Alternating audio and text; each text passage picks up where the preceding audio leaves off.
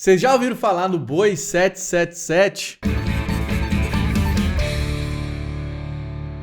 E não é avião, viu, Janaína? Por enquanto, mas vai decolar esse boi aí, viu? Na hora que você falou 777, eu não lembrei do avião, não. Eu lembrei foi do 007. Eu falei assim, esse boi, o que tem nesse boi aí? Que 7 diz que é o número da perfeição, né? Então é 777, é o triplo, 7 ao cubo aí, ué. Que é isso? Esse aí, 777, eu lembrei de um avião lá Do Boeing, né? do Boeing lá, o Jumbo, Airbus da vida aí, né? Decolando a pecuária de corte, né? Apesar que a pecuária tá num momento meio delicado aqui, mas nós vamos falar de tudo isso mais um pouco aqui nesse episódio, porque pecuária, ela tá em alta nos assuntos, porque o mercado tá judiando, né, Janaína? O mercado tá judiando e quanto mais tecnologia e gestão, não só na ponta da caneta, que hoje a gente já sabe que tem muita plataforma que te ajuda, vai ser melhor para você aí se você tiver um aparato tecnológico para te ajudar a passar por essas oscilações. Quanto a gente está brincando aqui, né? Que quanto menos o boi comer e a vaca comer e ganhar mais peso na pecuária de corte, melhor ainda. E quando o assunto é pasto, a gente está falando de uma pecuária, né, Pedro, totalmente brasileira, porque boa parte da nossa pecuária é extensiva, é a pasto, e é intensiva a pasto também, né? A gente tem os assuntos do piquete também, né? Então, hoje o assunto é para você. Quer saber como criar boi a pasto num método que tem dado muito certo? Pois é, esse podcast é para você e eu já quero apresentar, sem mais delongas, o nosso entrevistado.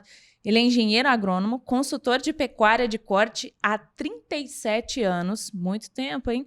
Proprietário da Cisal Planejamento, Agropecuária e Assistência Técnica e idealizador do projeto Pecuária Pasto Primeiro Passo. Eu estou falando dele, Armélio Martins Rodrigues. Seja bem-vindo ao podcast Agro 2, é uma honra ter você aqui. Obrigado. Seja bem-vindo, Armélio. Valeu. Satisfação tê-lo aqui na nossa bancada, né? Haja vista a importância da sua presença no mercado da pecuária brasileira.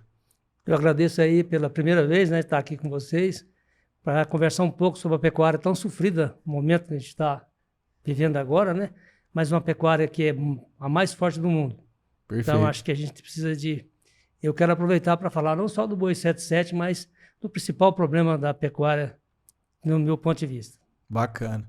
Armélio, e a Janaína falou aí de aparato tecnológico, de melhoramento, de tudo mais, mas se não tiver aquela pecinha de trás ali pilotando e apertando os botões ali, né, fazendo uma gestão eficiente, não adianta nada, né? Exato. Esse também é um dos principais problemas. A nossa pecuária é muito amadora, né?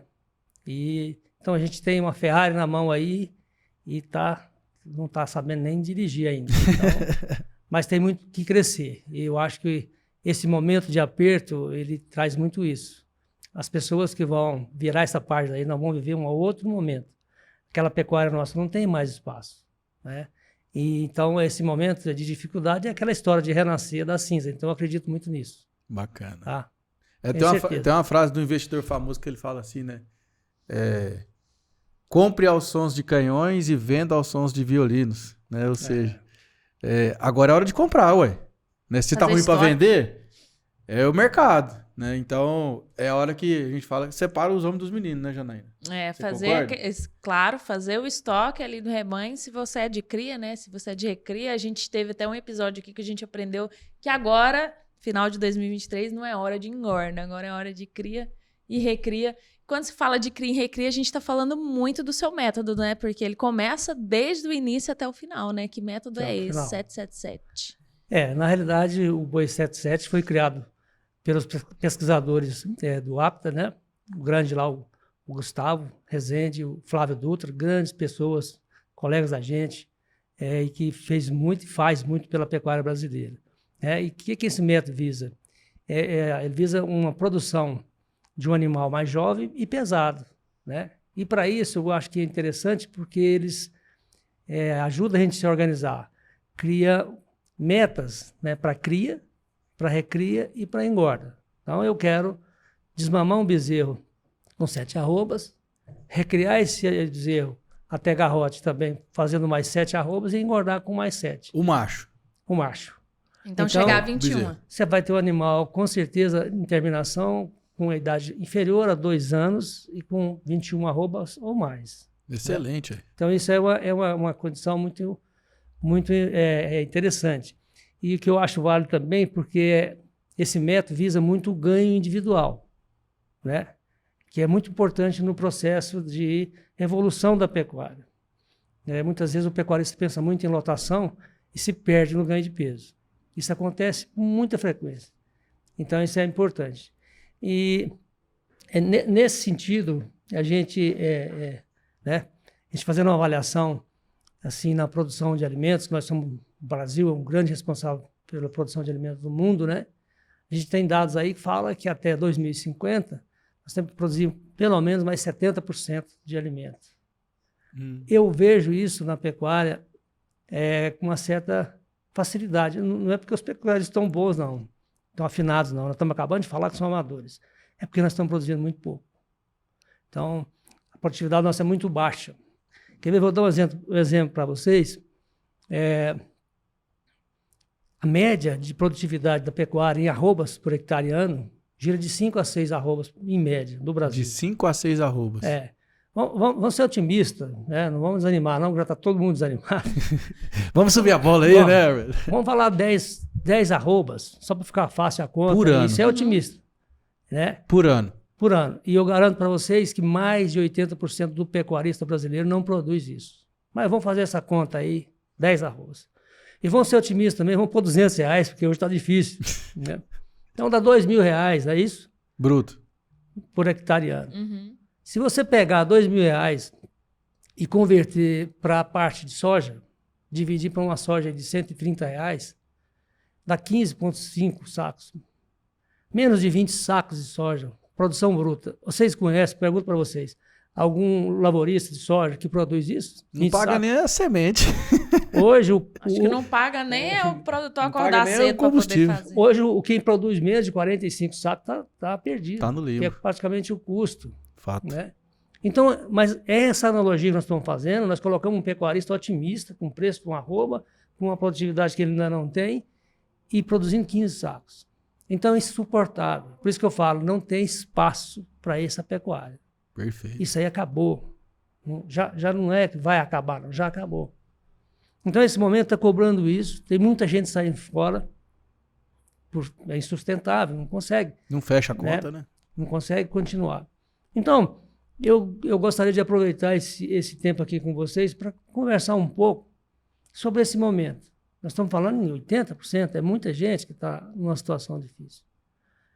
E a gente, quando tem um problema em qualquer área, você só resolve o problema depois de duas coisas.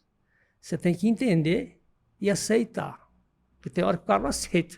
Não, isso não é problema, igual doença. Não, esse médico está doido, não tem isso não. Né? Então, você resolve depois que você entende e aceita. Então, vamos conversar um pouco sobre isso. Eu acho que isso pode trazer muito questionamento e muito ensinamento para o pecuarista brasileiro. Nós vamos falar muito em cima de princípio. É outra coisa que esses 37 anos aí a gente foi fazendo, aprendendo, errando. Muito mais com erro do que com acerto. Então, nesse tempo todo, a gente percebe que qual que é a diferença que a gente vê no pecuarista, por exemplo? O que é a gente falar hoje aqui sobre princípio? O princípio serve em qualquer lugar. E o modelo não. O pecuarista é copião. Ele passa lá na fazenda, na sua fazenda, Pedro, pasta verdinho lá, ele quer saber qual adubo você jogou, qual a loja, o nome do vendedor, ele vai comprar o mesmo.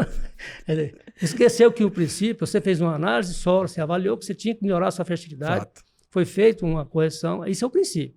E o copião ele quer o telefone do cara. Isso é que todo mundo sabe. Não quer nem entender, né? Não, ele quer comprar. Se ele vê um bezerro bonito, ele quer ou touro, ou inseminar com sêmen. Será que a vacada dele é boa? Será que ele tem pasto? Então, essa é a diferença de copiar e de princípio. Nós vamos falar só sobre princípios. Então, o recado que a gente tem que dar aqui hoje, eu vim dar aqui hoje para o pecuarista, serve para qualquer pecuarista, pequeno, médio, grande, em qualquer lugar do Brasil. O que tem que fazer, então? Qual que é o gargalo nosso, hoje, na pecuária nossa? A baixa produtividade. Esse é o grande dilema. Acabamos de dar o exemplo aí Perfeito. Dos 15 sacos. Perfeito. Eu tenho que sair fora disso. Então, vamos entender, em cima de princípio, tá? Não tem modelo, o que a gente precisa fazer para isso? Vamos entender que para a gente produzir biomassa, seja folha de capim, milho, soja, qualquer coisa, para produzir biomassa, eu preciso de 4 fatores básicos. Luminosidade, que é o nosso pai sol, só existe vida por causa do sol. Temperatura, água e fertilidade. Esses 4 fatores, o mais importante é a luminosidade, ele é tudo. Os outros 3 são aceleradores. Se eu tiver temperatura favorável, mais quente, mais favorável, eu vou produzir mais. Se eu quiser questão de umidade também, se estiver seco eu produzo menos, mas se tiver umidade aumenta a produção. E a fertilidade, à medida que aumenta a fertilidade. Então os 3 fatores são aceleradores. Só que quando você avalia esses 4 fatores, luminosidade, aqui 5h30 da manhã o sol está na janela. 6h30, 7 horas já tem sol. Então sobra. De graça. Temperatura, não precisa falar, né? Tá quente. O Brasil inteiro. Tá cada dia falando em temperaturas altas, né? E água, o Brasil é muito rico nisso. A gente tem aí de 6 a 8 meses de período chuvoso de graça. Então, 3 fatores caríssimos que ninguém consegue mensurar, né? Já vem do de céu. graça, Dado. vem do céu. E fertilidade é 0. Nós não temos nada. Solos tropicais são muito pobres. Cerrado, né? Solos tropicais são muito pobres. Então, se você pegar isso, eu tenho 3 motores acelerados e um apagado. Na banguela ali. Vamos entender o princípio. Então, o que eu preciso fazer? Qual que é o meu foco de trabalho? Como é que eu tenho que olhar a minha propriedade? Investir no solo. Então, eu preciso me preocupar. Se perguntar para mim, resume o problema da pecuária numa palavra, eu falo fertilidade, Boa. que é fertilidade solo. Olha aí. Interessante Então, essa ótica. É muito importante entender, é que eu falei, para você resolver, você tem que entender e aceitar. Né? Então, entender que essa parte da fertilidade, ela é fundamental. Só que ela é cara. Então, eu preciso de continuar analisando. Veja bem que esse exemplo que eu acabei de dar aqui é um princípio, isso é ciência. Isso é princípio, serve em qualquer lugar. Não é modelo. Não É lei, copiar. né? É lei, natural. Por isso que o Brasil é forte. O agronegócio do Brasil cresceu muito porque a agricultura se profissionalizou e a pecuária, estamos acabando de falar que ela está amadora. Mas o caminho é o mesmo. O que a agricultura investiu? Fertilidade. Né? E hoje, há 20, 30 anos atrás, a agricultura brasileira é inexpressiva. Costurava saco de arroz na boca de colhedeira. Importava alimento à revelia. Revelia. Soja no Cerrado nem era viável. Hoje estão Nada. plantando soja lá no norte de Goiás aqui, que Todo até 2 lado. anos atrás não plantava. Tá plantando ali, chegando ali no final do Pará ali já. Exato. Então, por quê? Porque esses são esses 4. É o Só pilar. lembrar dos 4 fatores. Então, nós estamos dizendo aqui hoje o que você tem que fazer, pecuarista. Onde você tem que mexer. Eu brinco muito, que eu falo muito assim, é muito fácil ser agrônomo. Você também é agrônomo, né, Pedro? Sou também. Sabe por quê? Porque os solos não são tão pobres. Qualquer coisinha que você faz uma análise faz. de solo, não tem cálcio, não tem magnésio, não tem fósforo, não tem potássio, não tem enxofre, não tem molibdênio, não tem ferro, não tem nada. Então, quando você faz essa análise, até se você errar na recomendação, você acerta. Já tá tão aconteceu, Arbela, se você deu ir na propriedade lá, o cara, nossa, mas aqui o capim tava chué, fraco, travado, desenvolvido. Não, o que você fez? Eu falei, não, só corrigi a acidez aqui, que tava alta aqui a acidez, e melhorei aqui alguma coisinha, mas nada demais, realmente já dá um resultado expressivo, né? E aí o pecuarista, então, na verdade, ele tem que entender que ele não é produtor de boi, ele é produtor de capim, né? É isso. O capim é que manda tudo. Então, quando você avalia essa condição, a gente entende que temos que trabalhar essa parte de fertilidade. Por isso que eu, nesses 37 anos, sempre quis fazer alguma coisa pela pecuária. Sempre quis fazer. E desenvolvi o projeto, nós desenvolvemos o projeto Pecuária Basto, primeiro passo. E o que era esse projeto? Também nessa vivência nossa no dia a dia, o pecuarista foi muito enganado. Aquele pozinho milagroso que dá uma arroba na seca, esse tipo de coisa, sabe? Aquele capim que milagroso, que tem não sei quanto de proteína, que só o capim resolve tudo. Então, esses tipos de coisa fez com que a gente montasse um projeto na fazenda, a pessoa ir lá, ver um gado, ver um cochete quebrado, um arame arrebentado, ver o gado, sabe? E a gente abriu 5 anos, 2018, 2022, a fazenda Engenho de Serra, que é uma propriedade nossa em Bela Vista de Goiás, pequena, 100 hectares só, mas a vida inteira a gente trabalhou lá com pecuária. E essa é a ideia, então, nesses 5 anos, nós fizemos lá, a ideia era mostrar o passo a passo da intensificação, pegar uma fazenda comum e simples, tá? Até mesmo com pouco recurso, e vamos ver vamos montar o projeto aqui e vamos fazer. Eu busquei umas parcerias, eu consegui isso, e nós montamos uma equipe multidisciplinar de mais de 15 técnicos, de todas as áreas, na área de solo, na área de conservação, na área de correção, na área de manejo, na área de escolha de variedade de capim, na área de gestão, na área de mercado, na área de máquinas e implementos. Então, e nesses dias de campo, a gente oferecia para o pecuarista o que ele quisesse, as dúvidas que ele quisesse, estava lá os técnicos. Cada um falava uns 10 minutos dentro da visão do projeto, mas se apresentava e ficava à disposição do pecuarista. Eu fui num desses. Você Foi viu lá, fantástico lá, onde né? eu tive a oportunidade de conhecer. Muito, eu digo com toda sinceridade, profissionalmente foi a melhor coisa que eu fiz. Muito feliz com isso. Realizei porque eu queria fazer alguma coisa e fiz e foi muito bom. E reverberou muito, né? Então está mostrando essa condição e lá, esses 5 anos, era 5 safras. Era safra do boi, ciclo anual. Então, cada ano, ele tinha começo, meio e fim. A gente mostrava o animal que comprou, um bezerro de recria, o peso, apresentava um planejamento daquele ano, nutricional, de sanidade, tinha tudo isso. E aí, começava o projeto. Quando fosse mais ou menos no mês de março, a gente já tinha pesado o animal, a gente mostrava do que planejou, o que foi feito, o que a gente atingiu e aonde a gente quer acabar, no meio do caminho. E no final, o boi, em julho, normalmente, se tivesse boi pesado, morria na fazenda. Nós fizemos TIP, que é a terminação intensiva a pasto, uns 3 anos. Depois fizemos boitel. Mas normalmente, em julho em diante, o animal saía da fazenda. Ele ia para engorda para terminar o projeto. E quando terminava, a gente fazia em setembro, outubro, o fechamento de cada safra e apresentava. Depois eu posso mostrar os resultados aqui de o que foi isso. Isso aí, porque relacionado ao período da seca e das águas.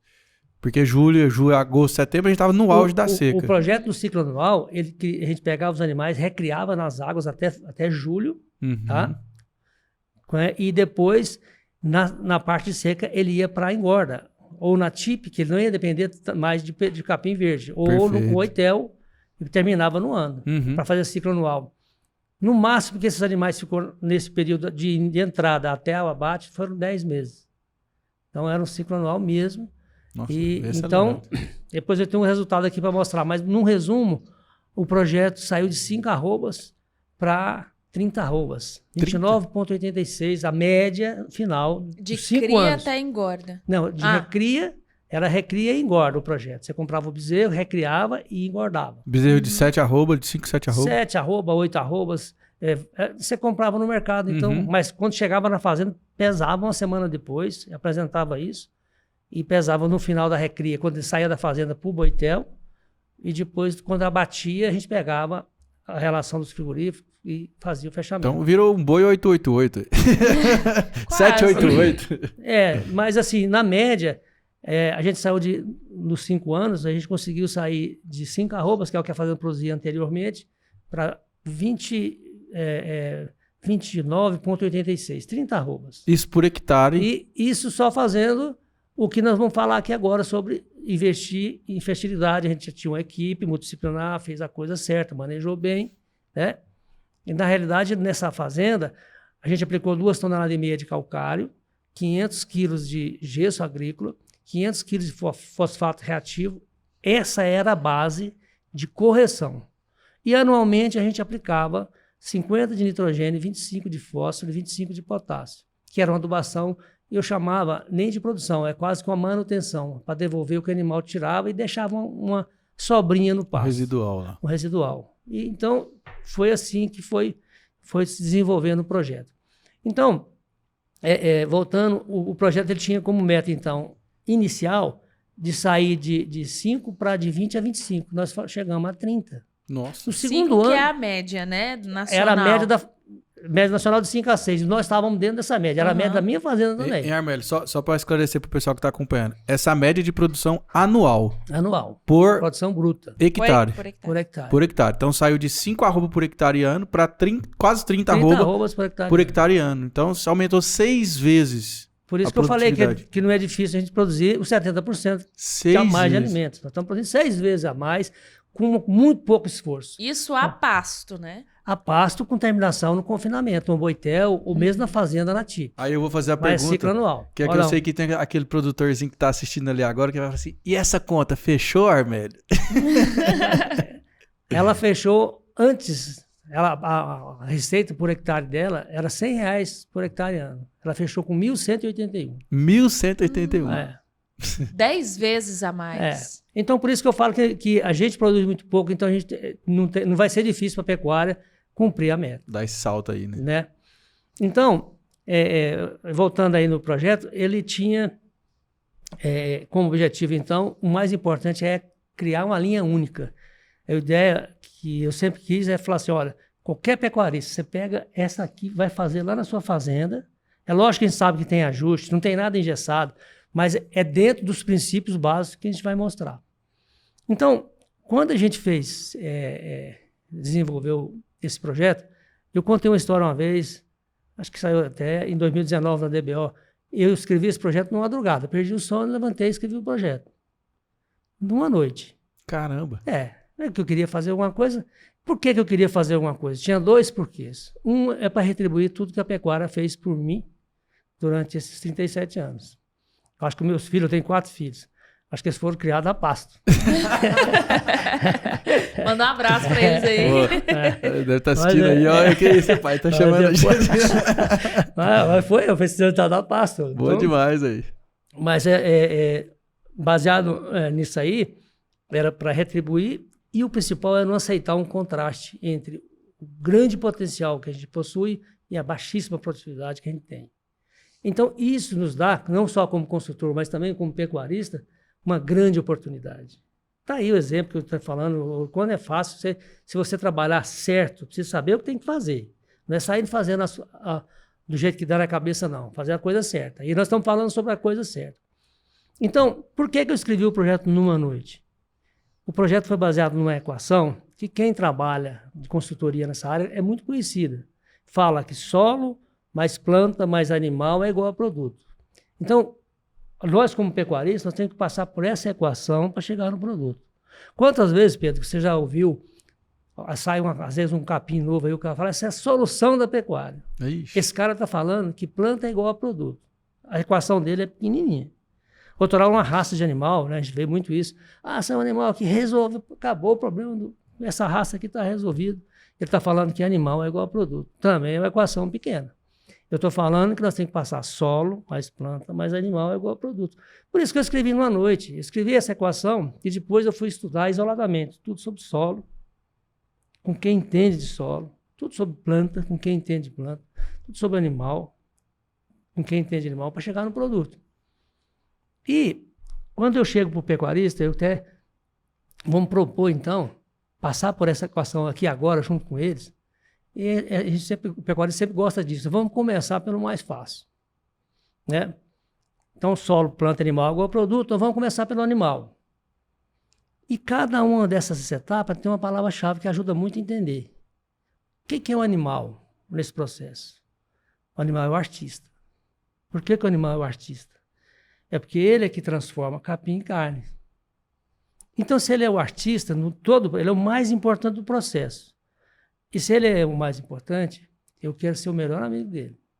Vou ser o puxa-saco dele. E ele tem que subir no palco e brilhar. Então, o que eu vou fazer? Eu vou dar água boa para ele, procurar uma mineralização com frequência para estar sempre fresquinha, conforto animal, sanidade, não vou deixar carrapato, não vou deixar mosca, a água de bebedouro limpa, a distância da água do coxo não muito grande, ele não andar muito, passo de um lado, a água muito longe.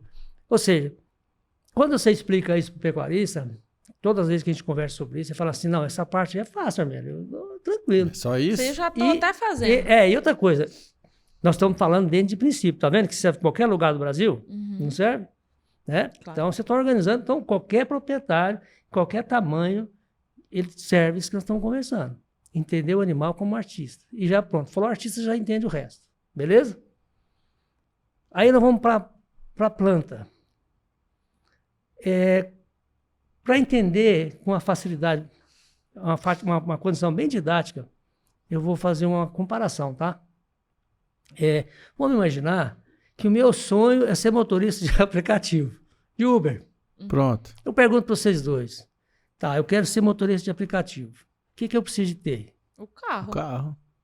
E o A aplicativo. carta. A né? carta. Olha, vocês estão igual o Pecosa apressado. Boa. Exatamente. Então, você tem que ter, primeiro, a habilitação. Então, a palavra-chave da planta é habilitação. Tá? Porque senão, na primeira blitz, eu perco o carro. Se eu comprar o carro é caro. Verdade. Comprar o carro com habilitação. Então, habilitar, aprender para mexer com a planta, eu preciso saber colher. Eu tenho que estar habilitado, exatamente com a carteira. Se eu não tiver, eu não consigo comprar o carro, não vou trabalhar. Então, eu tenho que aprender a colher, independente do tipo de capim, e independente se é adubado ou não, tem que saber colher. É igual na lavoura, não adianta plantar uma lavoura e não tiver que colher soja, ela amadureceu, não tem nenhuma colhedeira. Eu adubei demais, eu adubei o dobro, quer dizer, eu adubei muito bem e não vou ter um prejuízo. E isso acontece muito na pecuária. Normalmente, quando o pecuarista procura a gente para buscar uma intensificação, ele vai já com análise de solo, às vezes nem análise de solo, já quer comprar o adubo ou já comprou o adubo, quer adubar porque intensificar, aumentar o número de animais. E isso é um erro gravíssimo. O adubo é o último a última coisa que você tem que fazer. Então, é exatamente... Você estava comprando o carro. Exatamente o que nós estávamos fazendo, comprando um adubo antes de mandando entender. a chumbada aqui. Exatamente. Então, nessa visão, entender, habilitar, porque saber colher. Aí você está habilitado. Na hora que você aprendeu a colher, aí você pode pensar em adubar, porque você vai colher bem. Não tem problema.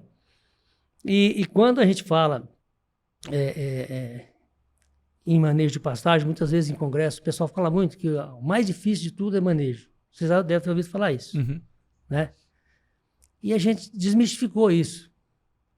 Não é tão difícil assim.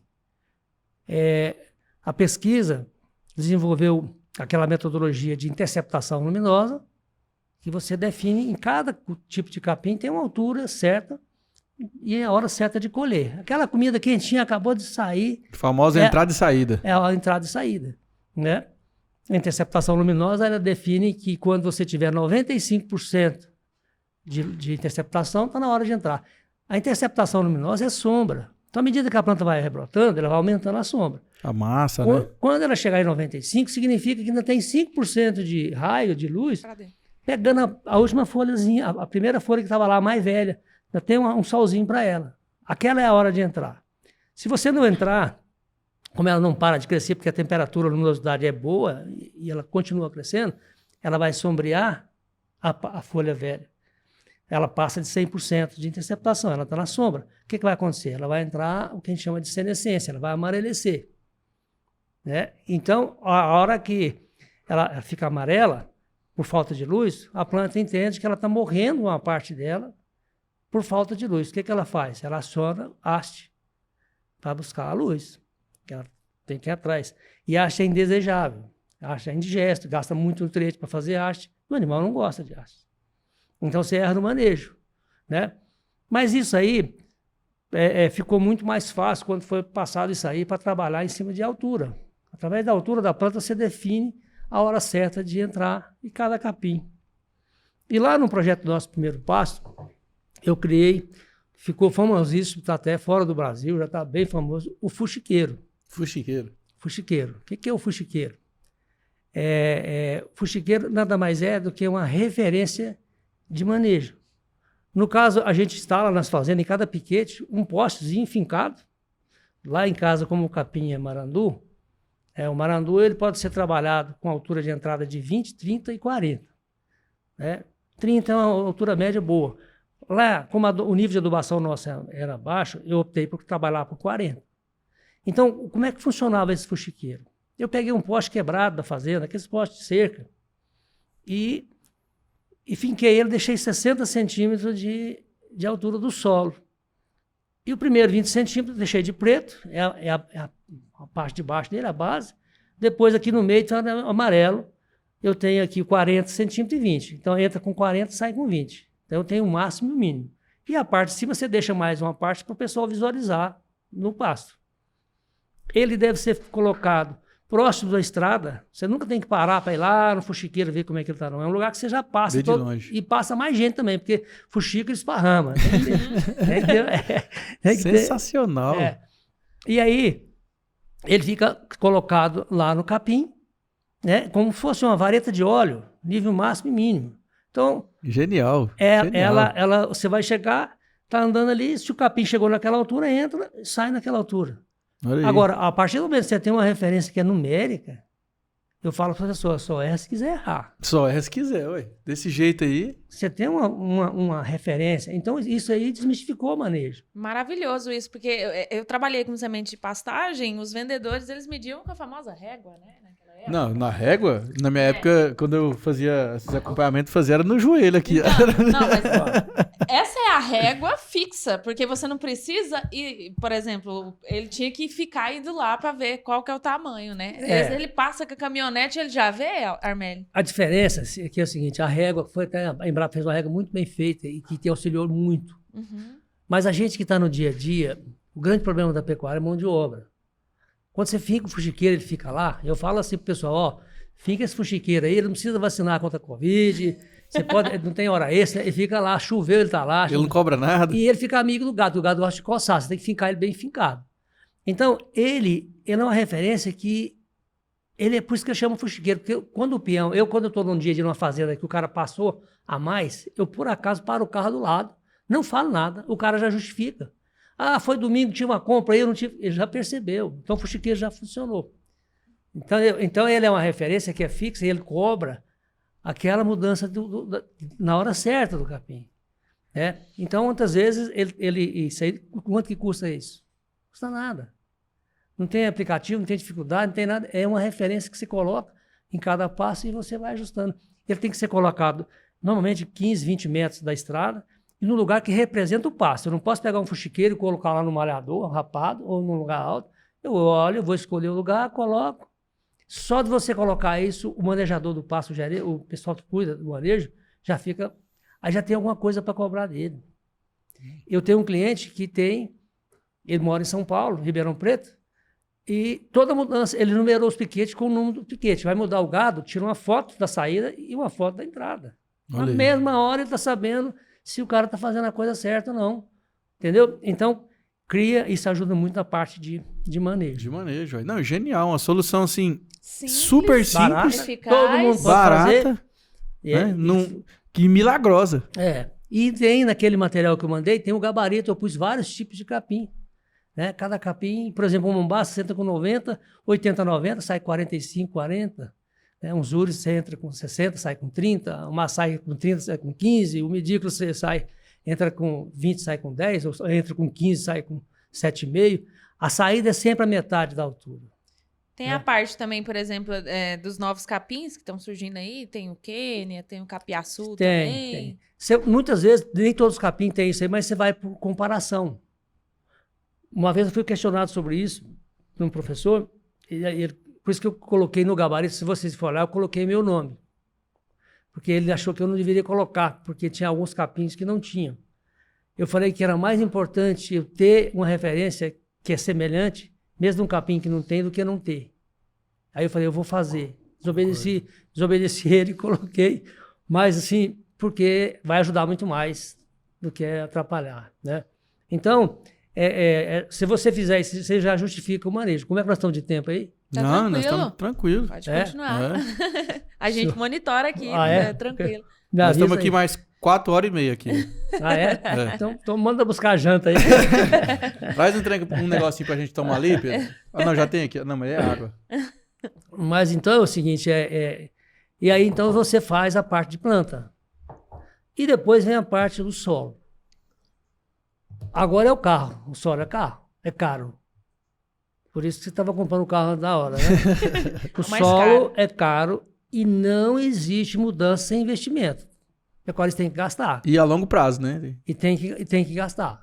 Se você não tem nada de fertilidade, então você tem que procurar fazer. Por isso nós estamos seguindo um passo a passo. Vocês estão vendo aí que tem uma lógica, então tem a hora. Agora é a hora. E nós temos 2 tarefas para fazer em solos. Uma é a correção adequada do solo. E outra, uma adubação e manutenção. Solos tropicais, como falamos, é muito pobre, falta de tudo. E eu faço 3 correções que eu acho fundamentais. A principal dela é a calagem. Calagem, cálcio, magnésio, corrige 0 a 20. E que é muito pouco usado do Brasil, né, Armélio? Muito pouco Diga-se de usado, passagem. e sem ela você não sai do lugar, né? Tem que ser muito bem feito, e ela vai corrigir nesse perfil. Depois, eu entro com fosfato. Fosfato, eu tenho trabalhado com aquele fosfato reativo, que vai liberando ao longo de 4, 5 anos. Porque é o seguinte, se você fizer 1 milhão de análises de solo, 99% vai faltar fósforo. Então, você não precisa de preocupar muito. Boa. Vai ter que aplicar. E no caso do pasto, essa condição é fundamental. A forragem ela é muito importante no perfilhamento, a estruturação da planta, fechar, né, adensar a planta. Então, não abro mão. E depois, o gesso agrícola. Os solos tropicais são muito profundos. Eu já cansei de fazer trincheiras. E em pasto degradado, você for, tem 4 metros de fundura, a raiz está lá. Então, a ideia do gesso é uma fonte de cálcio e de enxofre, e ele é muito móvel no solo. Então, à medida que ele vai descendo, ele vai queimando alumínio e vai descendo outros nutrientes. Então, você consegue ir corrigindo solos em profundidade além de 0,20, 30 centímetros, 40, e vai descendo. Quanto mais você descer, mais estabilidade de umidade você tem e mais campo de exploração, porque os solos tropicais são profundos, então eu tenho que dar a condição para a raiz descer ao máximo. Então o gesso é fundamental. Esses 3 é a base dos solos tropicais. Eu não abro mão dos 3. E às vezes também é muito frequente a gente ter problema de potássio, principalmente no cerrado. Uhum. Aí tem que fazer uma correção com cloreto de potássio. Isso às vezes acontece. Então vai na análise de solo. Mas vamos falar assim, então a base, se eu fosse engenheiro civil, tá? O alicerce está aí, esses 3. Faça Fundação. bem feito. Fez bem feito, a parede vai ser o NPK e Boa. micro. Tá? Aí eu quero produzir. Então, se eu tiver um bom alicerce, esse alicerce é bom. Eu costumo falar em evento, dia de campo, falar, se você fizer uma análise de solo bem feita, fizer essas 3 correções, eu assino uma folha em branco, garantindo que a coisa vai dar certo. Porque você fez um bom alicerce. Né? O que a gente vê o pecuarista? Ele nunca quer gastar. De repente ele faz análise de solo e manda um peão mais, que ele está com raiva dele fazer, porque é ruim tirar. O cara tira 20 amostras. Aí o cara 10 vai lá, amostras, vai lá e tira um pouquinho de terra, tá, manda analisar e fala, chega no laboratório, quanto que é a análise? Então, não, faz só o NPK. Só metade. Às vezes chega para mim, eu não recomendo, para estar incompleto. Não faz nem a textura, né? Não sabe nem a textura. Nem micro não faz. Porque vai ficar caro, né? Então, esse é o amadorismo. Enquanto que na agricultura estão fazendo análise de precisão. Então, eu falo isso, eu falo assim, gente, a gente está enxergando o problema. Se eu tenho um solo pobre, eu estou fazendo a coisa de uma forma amadora, eu estou tentando economizar e não fazer direito, né? Então, dá para enxergar o caminho que tem que seguir, que essa é a intenção, e essa é a oportunidade que vocês estão dando a gente conversar sobre isso. Eu não tenho dúvida disso, por isso que eu assino uma folha em branco. Então, quando você faz isso aí nós vamos trabalhar depois com o NPK. Foi o que nós fizemos no nosso projeto. Fizemos calcário, gesso e fósforo. E depois, isso você faz, fica 5 anos sem fazer. Depois, você entra, todo ano eu faço. Eu criei uma fórmula, que é o 20-10-10 mais 100 de BR12. BR12 é um complexo de microelementos. Essa fórmula, de uma vez só, você já aplica tudo que eu pedi. Eu coloco 250 kg por hectare, eu ponho 50 de nitrogênio, 25 de fósforo, 25 de potássio, 25 de micro. E depois, anualmente, eu vou acompanhando com as análises e a gente vai avaliando a necessidade do micro. Mas o NPK tem que continuar.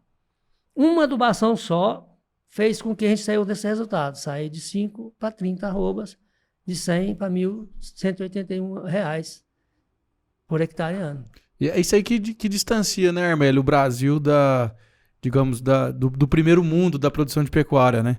Que é o salto, né? Que você pega aí, por exemplo, os Estados Unidos, que hoje é referência e tudo mais. É esse detalhe que, na verdade, a gente já sabe. Só tem que fazer, né?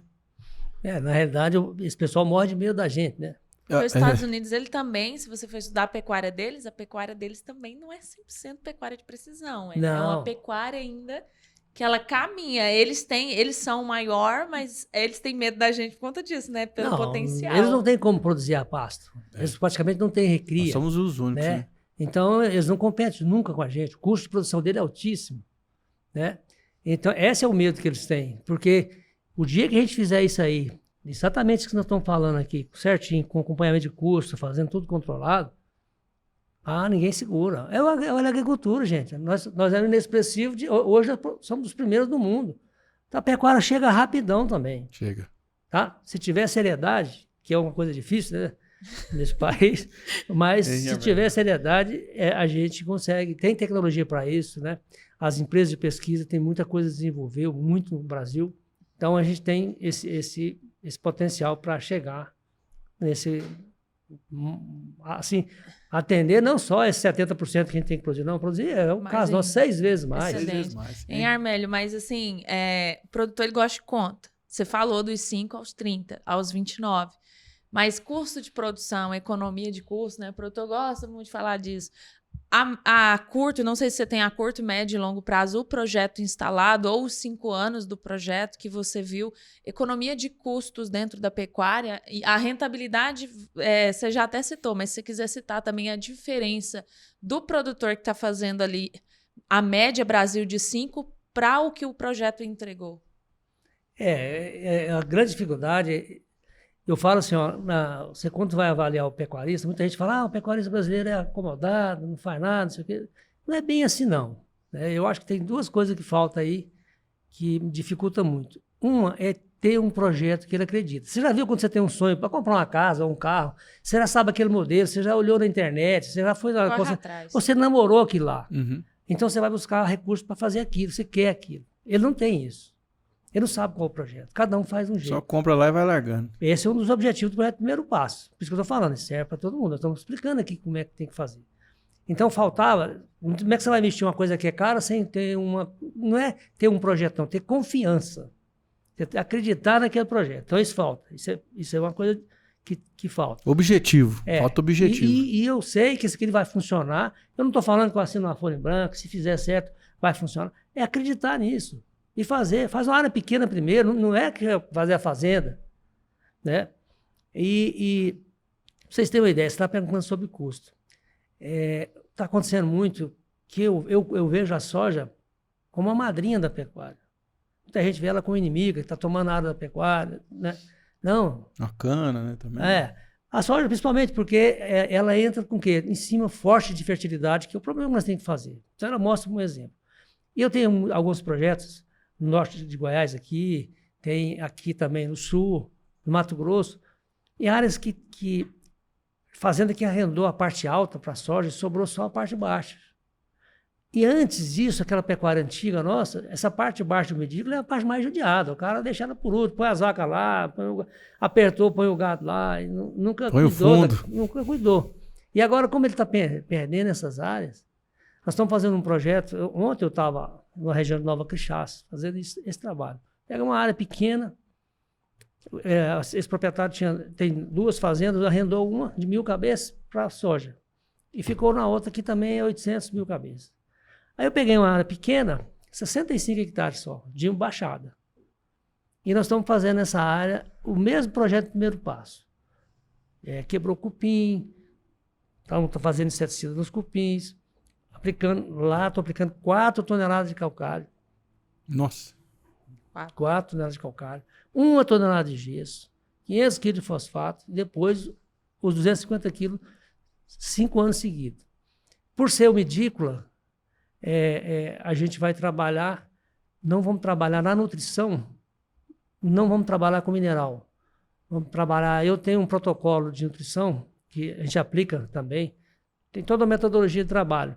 De novembro a fevereiro, 4 meses, a planta está vegetando. Quando ela está vegetando, ela produz folha, que é o que o animal mais quer. Por quê? Porque folha tem alta digestibilidade, ele come mais vezes e ganha mais peso, né? Então, nessa fase, esses 4 meses, nós vamos trabalhar já com proteinado 0,1%. Já nessa fase. E depois eu tenho 3 meses, que é março, abril e maio, 90 dias, já passa para um 0,3. Um produto que vai com um animal aí de 300 quilos vai comer 900 gramas. Tá? Dentro desse projeto. Aí esse 0,3, no caso, como esses animais são, essa área é para recriar animais e depois vai confinar ou vender para o confinador, só vai recriar até julho, esses animais ficam no 0,3 até sair da fazenda. Então, esse projeto, com essa adubação, a gente quer trabalhar entre 6 e 8 cabeças, que é animais mais novos, se recria, tá? E fazer pelo menos 5 a 6 arrobas. Vamos ser bem 5 arrobas só. Lá no projeto nós fizemos 860 e poucas gramas média uns 5 anos. Né? Fizemos bem mais arrobas. Mas vamos perguntar 5 arrobas por cabeça, né? Se você pôr 6 cabeças, né? E esse custo da formação que você estava perguntando, para fazer lá nessa fazenda vai ficar o valor de R$3.000, que daria hoje, R$200, 15 arrobas de custo. No primeiro ano que você está gastando muito, que você está gastando com calcário, com gesso e com fósforo. Depois vai ficar em torno de 5, 6 arrobas. E nós vamos produzir 30. Nossa. Né? Quer produzir 30? Vamos ver o que vai produzir. Então essa é a proposta, que você pega uma área pequena, faz ela bem feita e deixa acontecer.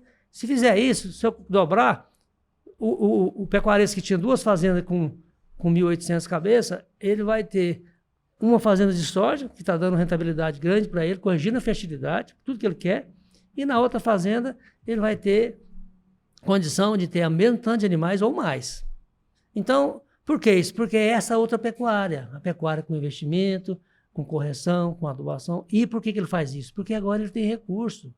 Esses 1.000 boi que ele vendeu na área que entregou para a soja, ele tem o recurso para aplicar na fazenda. Depois ele recebe o arrendamento, ele tem recurso. Porque aí é que está a dificuldade. Eu estava comentando com vocês, né, que o pecuarista brasileiro falta um projeto e falta financeiro. O pecuarista brasileiro está descapitalizado. Por quê?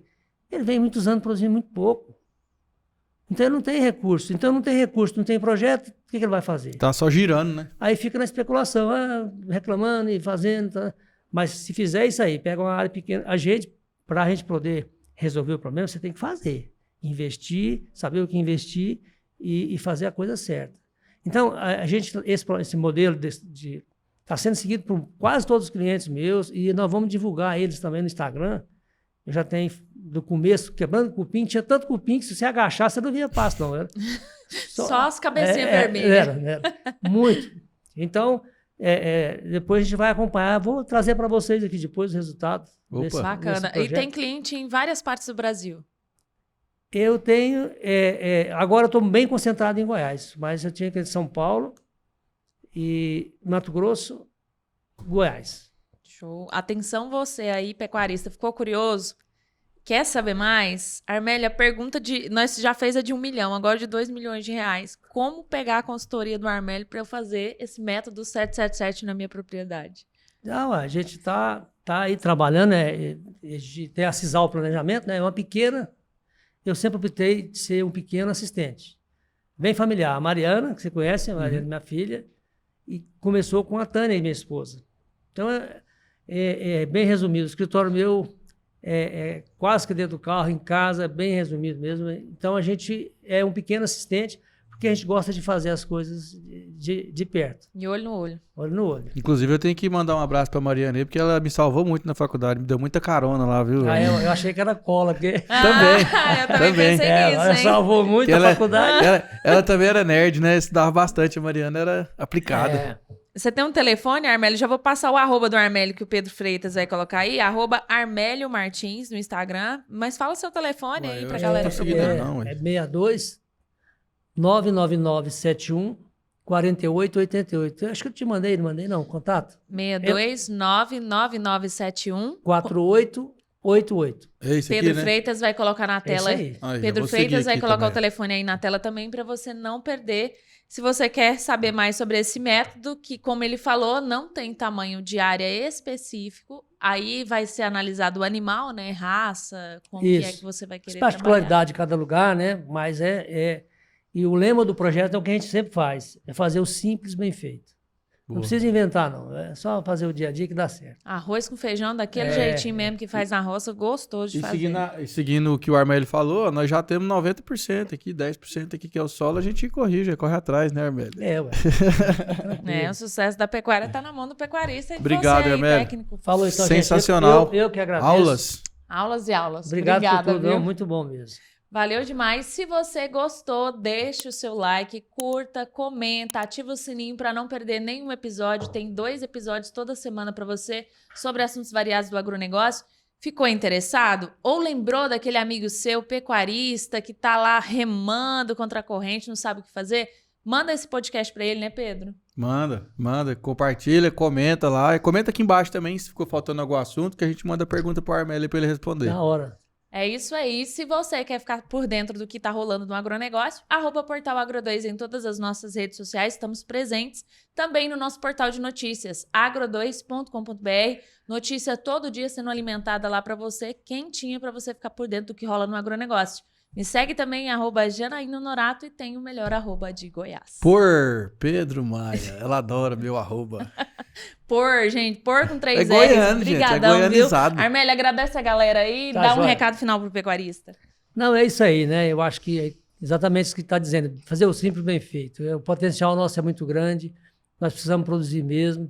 E está muito fácil fazer as coisas. Só se organizar e começa pequeno, começa fazendo aos poucos. Não precisa de embalar, mas não tem erro. Eu tenho clientes que têm 22 anos de consultoria. Minha média está acima de 8 anos. Então, não tem como você fazer as coisas erradas e ficar até agora. Então, eu sou A muito... média do média. cliente dele é de 8 anos de consultoria. Ou seja, depois que você entrou, acabou, meu filho. Você não sabe mais É nada. amigo Não, pra e- sempre, entendeu? E fazer, né? Porque, na realidade, o verdadeiro patrão da gente é o resultado, Perfeito. né? Ele é É que manda isso. em tudo. Fala Então, mais alto que tudo, né, Armélio? É o mais alto resultado. que tudo. É isso, contra fatos, não argumentos, né? É isso aí, gente. Espero que você tenha gostado e até o próximo episódio. E não se esqueça, deixe seu like aí. Até. Tchau, tchau.